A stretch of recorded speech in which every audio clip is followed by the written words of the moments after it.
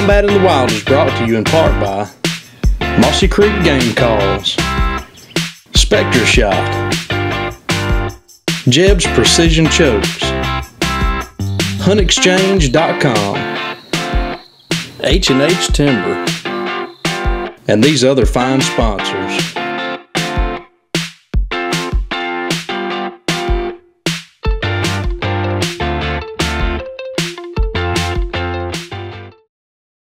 Welcome to this week's episode of Combat in the Wild. This week you're going to find Corey sitting up on one of his favorite food plots during the rut, best time of the year.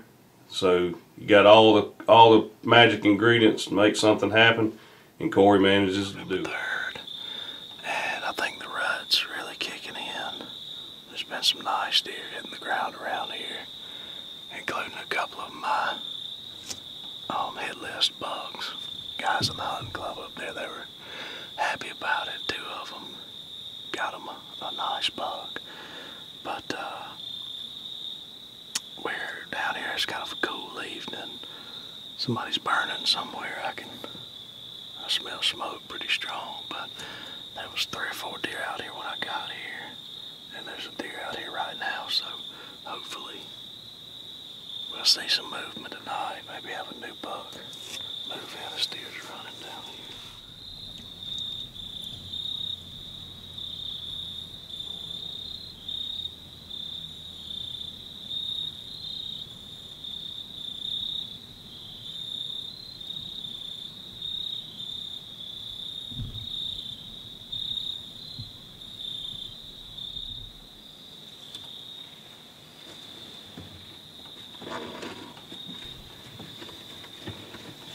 Well, it wasn't long before the action started heating up and the deer just started pouring out into the field.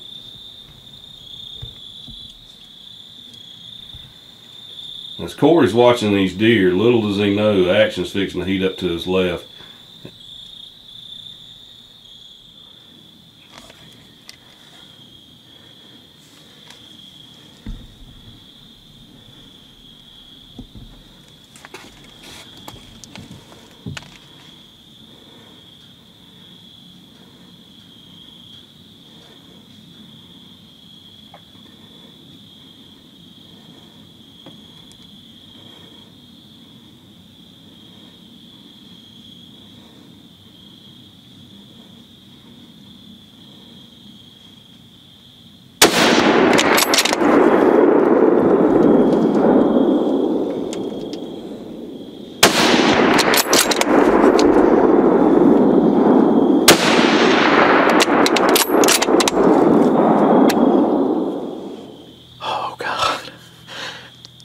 That was a deer we've got a good bit of history with.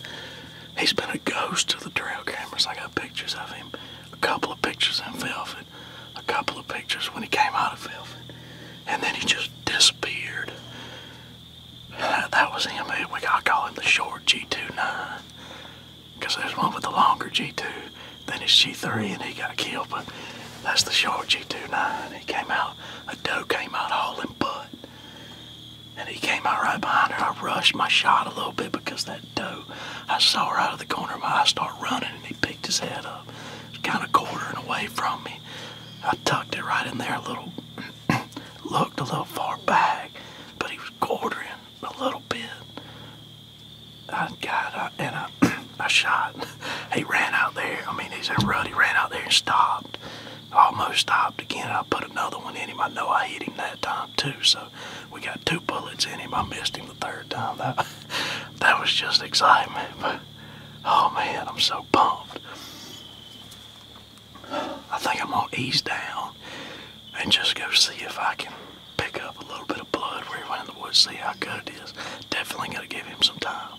Yes. Alright, well, I gave him a couple hours, went back, watched the footage.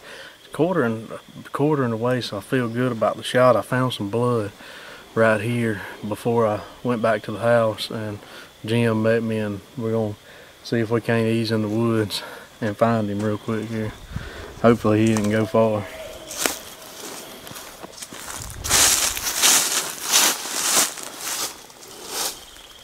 He didn't go far. He's right there. Here he is.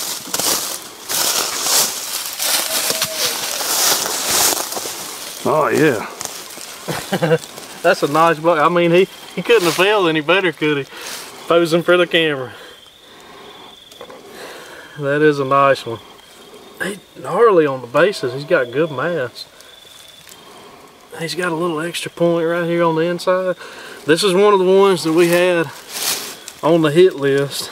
Yeah, I actually thought another guy had killed him a good ways down the road. He killed a deer that looked just like this. And I'd given up on him. But as soon as I looked at him, I knew what deer it was. We call him the short G2 9 because this G2 shorter than his G3. There was another 9-pointer that his G2 was longer than his G3. And he got killed the other day. But they're rutting hard. It's November 3rd here in Baldwin County. And I couldn't be happier with this deer. I'm tagged out. First time I've ever killed 2 bucks in 1 year. So it's been a heck of a deer season for me. Guess me and Jim are behind the camera now, right, Jim? That's right. I ain't used to this.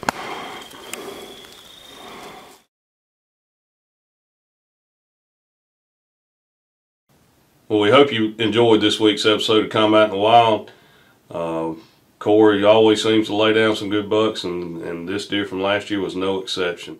Well, check us out at combatinthewild.com and check out our Facebook page. Also check us out at Turkeyologists.com and our Turkeyologists Facebook page. We got a lot of exciting stuff coming to you from the Turkeyologists, and we can't wait to bring it to you.